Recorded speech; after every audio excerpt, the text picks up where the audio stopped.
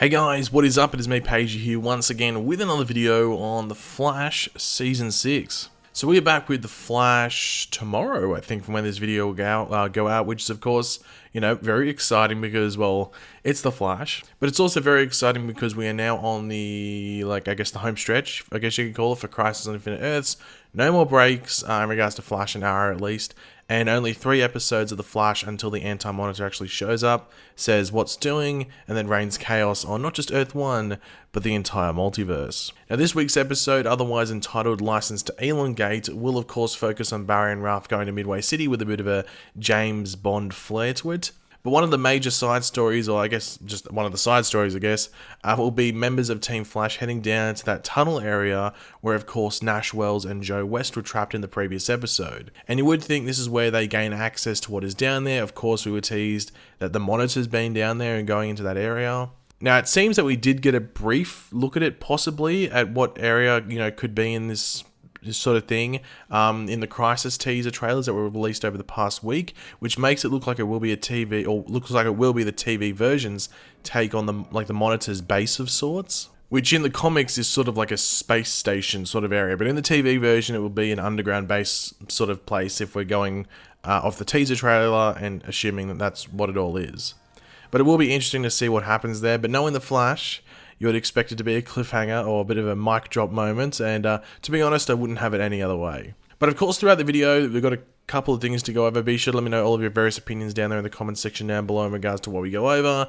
And of course, if you're going to enjoy the video, it would be awesome if you could drop a like on it to show your support and excitement for what's coming. So the first thing is something that I'm sure you guys have already heard of. It actually came out a couple of days ago on the same day that all those Crisis promo images and teaser trailers came out. So funnily enough, it didn't get buried. It got enough attention as well, which is, I guess, is a sign of how strong the character is in the comics. But Sue Dearborn was actually cast. So Natalie Dreyfus, that's probably the best way to pronounce the last name, was cast as Sue Dearborn, the future Sue Dibney. Great casting. I think if you put like a comic image of the two, of both Hartley Sawyer, who plays Ralph, and now Natalie Dreyfus, who plays Sue, they sort of look like the comic as well, which I think is, it's an important thing to note that a lot of people that probably don't read the comics don't know. Sue and Ralph are seen as arguably one of, if not the strongest couples in the DC universe. Like, people would say they're stronger than, say, Barry and Iris and other, even like Superman and Lois and stuff like that. That's how close Sue and Ralph is seen as a couple. So it will be interesting to see how the show goes about, with their relationship. But Natalie Dreyfus, who got cast as Sue, was actually in a show with Hartley Sawyer, so that might have been a deciding factor that they've actually had past experience working together. But they did give out a description of the character, and here it is. Described as possessing a fierce intelligence and a Spitfire personality, Sue Dearborn is the daughter to one of Central City's most wealthy families. But there's much more to Sue than just the socialite reputation that always precedes her, which Master Detective Ralph will discover when they finally meet later during Season 6. So of course, we've had build up to this at the beginning, since last season, right at the end when Ralph got the the Dearborn file thing in his office, and then of course throughout this season we've heard about him tracking this case, and I'm not too sure if Midway City has to do with this. I don't think it has anything to do with it at all, but obviously there's going to be little breadcrumbs that lead up to this character coming in. I think she comes in either episode 11 or 12. They've just finished episode 11's filming, I think, and she was there filming, so I think she turns up at the end of episode 11, but episode 12 will be like the first episode where we are properly introduced to her, where they might flesh out the character a bit more. So episode 11 and 12 is when this character will debut. But this isn't really to do with The Flash, but it's worth mentioning because it's important to the future of the Arrowverse, and that is that the Superman and Lois spin-off show now has a start date. So it's going to start filming in March next year, which is a typical time that they shoot pilots for shows. Batwoman and Flash filmed at this time for their pilots. For example, I think Arrow would have as well. And then they'll go back to filming episode 2 and beyond around July, when most shows go back and start their new seasons. Now, people are still wondering if this show will go through, and yes, it's Superman. I know why you would consider it not going through. I mean, it's Superman. Like, the only thing that would have stopped it is if the actors didn't want to do it, or like they got another role, but they're leads, you know what I mean? Like, they wouldn't turn it down. It's Superman and Lois. They're in the goddamn title. In regards to the title, I'd prefer if they changed it. I don't really like the name Superman and Lois. It doesn't really work for me. We'll have to wait and see what they do there. The title could change easily. Like, we'll have to wait and see though. Like, to be honest, this spin-off had more of a chance than the Arrow spin-off, and I think that Arrow spin-off is pretty much a lockdown show as well. Like, I'd be surprised if that didn't went through. There's a chance it might not go through if, like, some of the actors don't want to go with it, or just they decided there's another route or better route to go down. But I think the Arrow show is a lockdown show, and I think the Superman show had a better chance. Now, one thing that's really cool about the Superman show is that I've heard, don't take this as fact, I've just heard that they're casting teenagers, like a lot of teenagers for a high school, which does suggest that there might be a time jump or something might happen in Crisis where Superman and Lois' son, John Kent, or Jonathan Kent, or Jor-El, actually gets accelerated aging, or something happens where he just ages very fast. Could be a time jump. We might go 15 years in the future.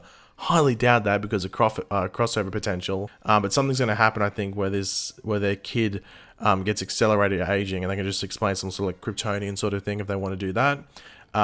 Which I think is a better option. This will sort of almost be like a mixture of like a Superman show and Smallville, because you'll have that Smallville aspect with going to school. He'll probably go to Smallville High, and they might use the exact same high school that they use for Smallville. So Smallville fans would be very excited about this if that's what they actually go for. Now, speaking of team ups, Iris and Aminette Black look like they'll be teaming up in episode 11. This is most likely around that black hole conspiracy storyline sort of thing, which we've been talking about.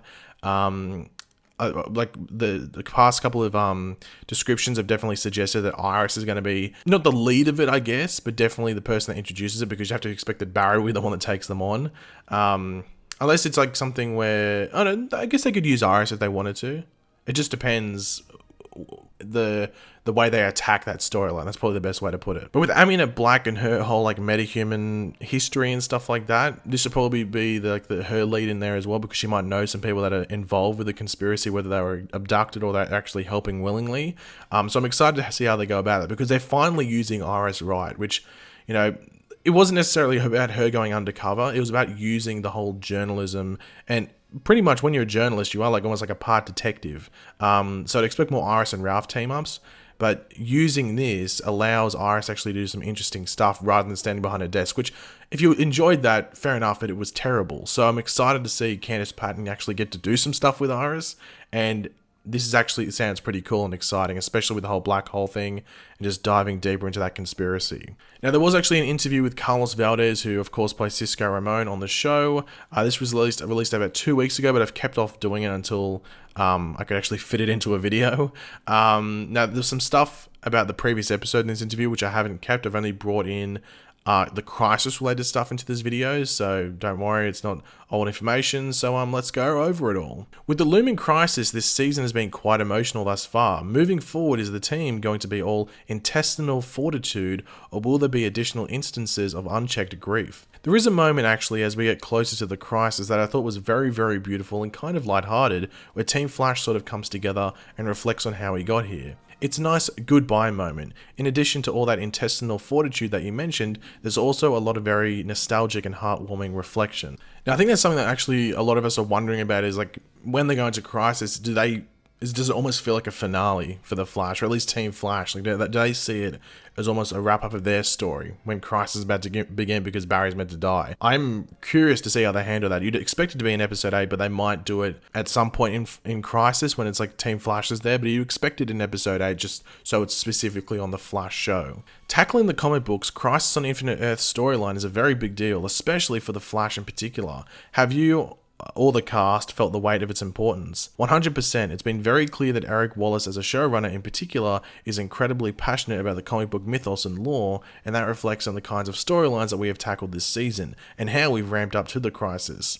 I think that Eric's passion and his determination to do the mythos justice is palpable in the scripts. When we read them and when we work through them, I feel like there is very much a reverence on the part of the writers this year in terms of what they're hoping to accomplish with this arc. And that makes our jobs a lot easier, because all we have to do is just humble ourselves in the presence of that immensity. So we've already mentioned like Eric Wallace is really breathing new life into the Flash, not only with just the writing in general and just like the ideas, but also the structure, how we have these, the 2 graphic novels, like a villain in the first half, a villain in the second half. It's worked well so far, and we're going to get 7 and 8 just be like pretty much balls to the wall blood work action. So I'm excited to see what he does in the back half. But Eric Wallace is a comic book fan. He's written comic books. He only wrote one a couple of years ago for DC.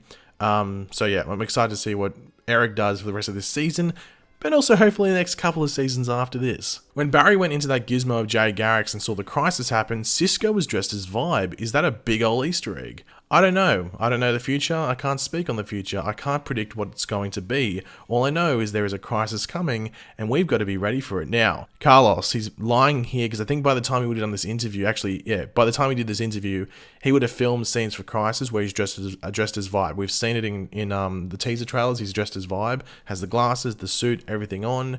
Now, obviously, this could be another multiverse version of Cisco. It could be from Earth 5. You know, this is the Cisco from Earth 5 or something. Or let's say Earth 42 or something.